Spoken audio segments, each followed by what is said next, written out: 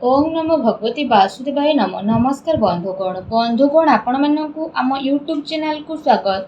एबेठु आपण होई जांतु रेडी, कारण भगवान श्री गणेश और माँ लक्ष्मी को आशीर्वाद जदि आम आपण मानकु कहिबु विशेष भावरे आपण मानकु मिलिबाकु जाउची बहुत बड़ आगामी 7 दिन रे खुशी खबर। घर घर को जाई आपण मिठा बांटिबा पई होई जिबे रेडी।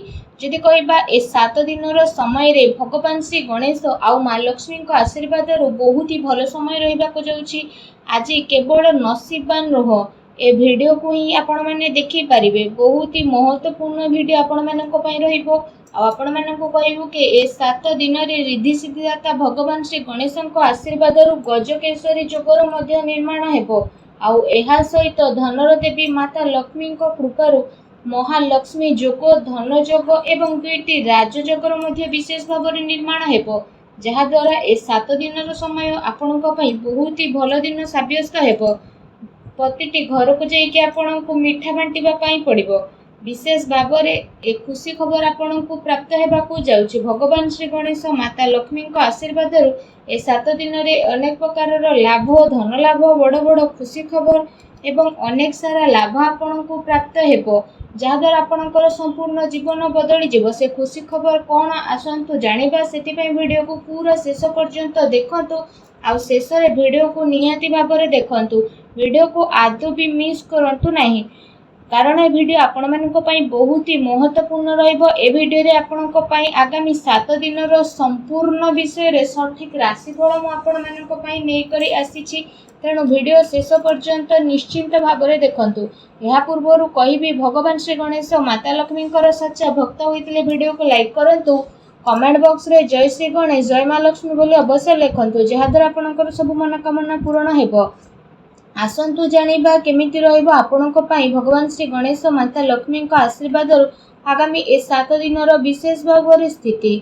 जदि विशेष भाव में आम आपको कहबू आपणक पई भगवान श्री गणेश माता लक्ष्मी आशीर्वाद ए दिन बहुत ही भल दिन रहिबाकु जाउछि, जहाद्वारा आपणकर सबु दुख कष्ट दूर होई जिवो। परिवार रे धन दौलत सुख समृद्धि मध्य बढ़िबो एवं जीवन साथी प्रेम संबंध आहुरी अधिक मजबूत हेबो।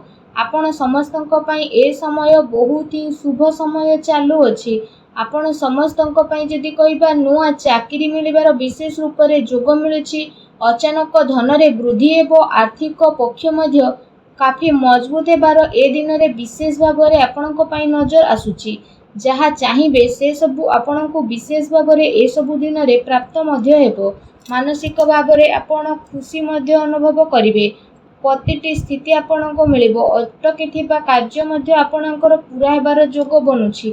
आपणक योग्यता एवं प्रतिभा करी लोकंक सामना को आसीबो। ता सहित आज आपणको विशेष रूप रे विजय प्राप्त हेबो। आपण आपणक दिन चर्या रे नेकी आगो को बढ़िबे, जहा द्वारा आपणकर व्यक्तित्व रे आश्चर्यजनक निखार मध्य देखिबाकू मिलिबो। संतानक शिक्षा आउ क्यारियर संबंधित कौनसी बड़ निर्णय मध्य आपण नहीं पारंती। विद्यार्थी को पाठपढ़ा आउ क्यारियर संबंधित समस्यार समाधान होई जिवो, जहा द्वारा सबुथिरु आपणको खुशी मिलिबो। आपण आपणकर कौशल क्षमतार भरपूर व्यवहार करंतु। बड़ वृद्ध लोकंकर आशीर्वाद आउ कृपा मध्य आपणको ऊपर बनी रहिबो। स्वास्थ्य रे सुधार आसीबा कारणरु आपण निज भितरे गोटे नुआ ऊर्जा को मध्य अनुभव करिवे। आ पूरा आत्मविश्वास सहित निजर कार्य प्रति ध्यान देबा आरंभ करिवे। कौनसी संपर्कियों को संबंधित कौनसी शुभ समाचार मिलबार मन प्रफुल्ल रहिबो। ता सहित जदि कहिबा आपण व्यवहार कौशल नजर आसीबे।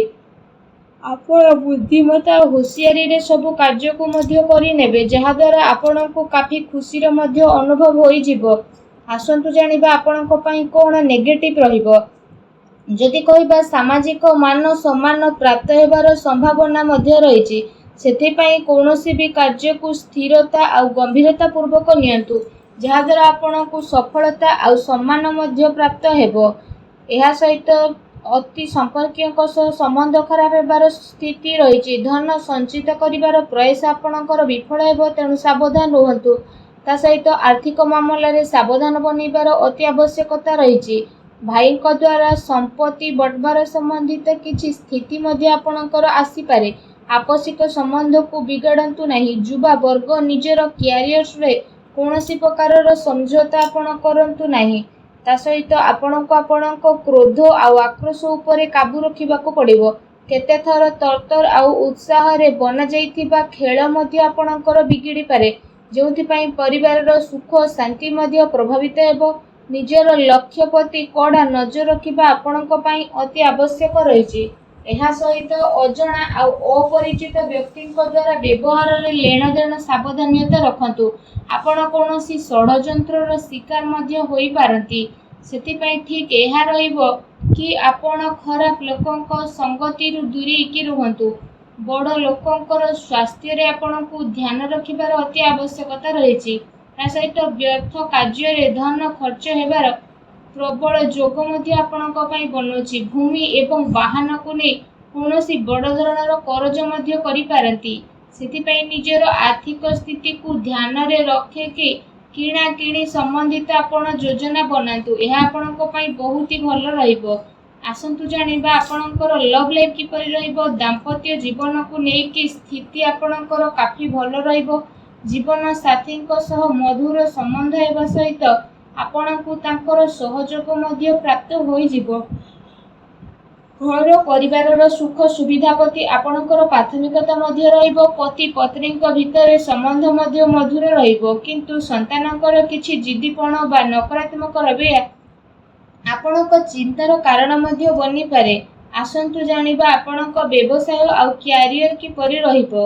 ବ୍ୟାପାରର ବିସ୍ତାରତା ସମ୍ବନ୍ଧିତ ନୂଆ ସମ୍ଭାବନା ଉପରେ ଆପଣଙ୍କର ବିଚାର ହେବ। ନିଜର ପୂରା ଜୋସ୍ ମାର୍କେଟିଂ ତଥା ନିଜର ପ୍ରଡକ୍ଟର ପ୍ରମୋସନରେ ଲଗେଇବେ। ଚାକିରି କରୁଥିବା ବ୍ୟକ୍ତିମାନେ ଆପଣଙ୍କ କାର୍ଯ୍ୟରେ ସନ୍ତୁଷ୍ଟ ରହିବେ ଆଉ ସହକର୍ମୀଙ୍କର ଆପଣଙ୍କୁ ପୂରା ସହଯୋଗ ପ୍ରାପ୍ତ ହେବ। କାର୍ଯ୍ୟ ବିସ୍ତାରର ଯୋଜନା ମଧ୍ୟ ଆପଣଙ୍କର ବଦଳିବ। ତା ସହିତ ସେ ଯୋଜନାରେ ଆପଣ ପୁଣି ଥରେ ଆଗକୁ ବଢ଼ିବେ। ଏହା ସହ ଚାକିରିରେ ହାଲକା ଫୁଲକା ପ୍ରୋବ୍ଲେମ ମଧ୍ୟ ଆସିପାରେ, କିନ୍ତୁ ଆପଣ ନିଜର ବୁଦ୍ଧିମତ୍ତା ଆଉ ବ୍ୟବସାୟ ଦ୍ୱାରା ସବୁ କାର୍ଯ୍ୟରେ ଆଗକୁ ବିଶେଷ ଭାବରେ ଶାନ୍ତିପୂର୍ଣ୍ଣ ରୂପରେ ବଢ଼ି ମଧ୍ୟ ଯିବେ। କୌଣସି ବଡ଼ ଅଧିକାରୀ ବା ରାଜନୈତିକ ବ୍ୟକ୍ତିଙ୍କ ସହିତ ଆପଣଙ୍କର ସାକ୍ଷାତ ଦ୍ୱାରା ଆପଣଙ୍କ କାର୍ଯ୍ୟ ବହୁତ ଆସାନୀରେ ବନିବ, କିନ୍ତୁ କେତେ ସାରା ମାମଲାରେ ଆପଣଙ୍କର ସ୍ୱାଭିମାନ ଆପଣଙ୍କ ଉନ୍ନତିରେ ବାଧା ମଧ୍ୟ ବନିପାରେ। ସେଥିପାଇଁ ନିଜର ବ୍ୟବହାରକୁ ସାବଧାନ ରୂପକ ରଖନ୍ତୁ। ଏହା ଧ୍ୟାନ ରଖିବା ଆପଣଙ୍କ ପାଇଁ ଅତି ଆବଶ୍ୟକ ରହିଛି। ଆପଣଙ୍କର କୌଣସି ମହତ୍ତ୍ୱପୂର୍ଣ୍ଣ ବ୍ୟବସାୟିକ ଗତିବିଧି ମଧ୍ୟ ଲିକ୍ ହୋଇପାରେ। କର୍ମଚାରୀଙ୍କର ଗତିବିଧିରେ ଆପଣ ନଜର ରଖନ୍ତୁ ଏବଂ ଶୀଘ୍ର ହିଁ ସ୍ଥିତି ଆପଣଙ୍କର କାବୁରେ ଆସିଯିବ। ସେଥିପାଇଁ ଆପଣ ପୂରା ଜୋସ୍ରେ ସହିତ ନିଜର କାର୍ଯ୍ୟ ପ୍ରତି ଏକାଗ୍ର ଚିତ୍ତ ରୁହନ୍ତୁ। ଆସନ୍ତୁ ଜାଣିବା ଆପଣଙ୍କର ସ୍ୱାସ୍ଥ୍ୟ କିପରି ରହିବ।